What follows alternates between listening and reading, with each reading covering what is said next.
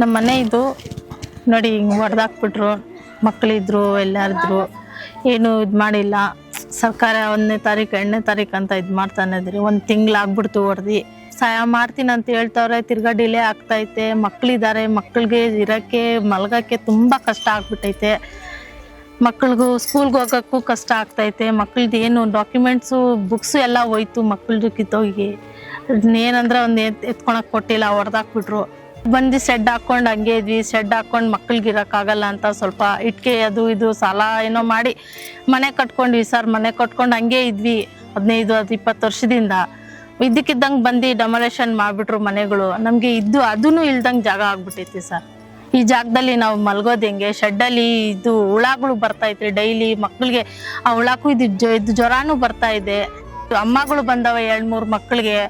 ಅದು ಹಾಸ್ಪಿಟ್ಲಿಗೆ ತೋರ್ಸ್ಕೊಳಕ್ ನಮ್ಗೆ ಕಾಸಿಲ್ದಂಗೆ ಆಗ್ಬಿಟ್ಟೈತೆ ಸರ್. ಹಂಗ 2-3 ಹೆಣ್ಮಕ್ಳು ಇದಾಗಿದ್ದಾರೆ. ಈ ಜಾಗದಲ್ಲಿ ಇಟ್ಕೊಂಡು ಹಂಗೆ ಇದ್ದೀವಿ ಸರ್. ನಾವು ಎಲ್ಲಿಗೆ ಹೋಗ್ಬೇಕು? ನಾವು ಬಾಡಿಗೆ ತಗೊಂಡು ಮನೆ ತಗೊಳೋಣ ಅಡ್ವಾನ್ಸ್ ಕೊಟ್ಟು ಅಂದ್ರೆ ಅದೂ ಇಲ್ಲ ಸರ್. ನಾವು ಕೂಲಿ ಕೆಲಸ ಮಾಡೋ, ಡೈಲಿ ಕೂಲಿ ಮಾಡೋದು, ತಿನ್ನೋದು ಅದೇ ಇದೆ ಸರ್. ಒಂದು ಬಾಡಿಗೆ ತಗೊಂಡು ಮಕ್ಕಳಿಗನ ತಗೊಂಡೋಗಿ ಬಾಡಿಗೆ ಮನೆಗೆ ಇಕ್ಕನಂದ್ರೆ ಅದು ಆಗ್ತಾ ಇಲ್ಲ ಸರ್ ನಮಗೆ.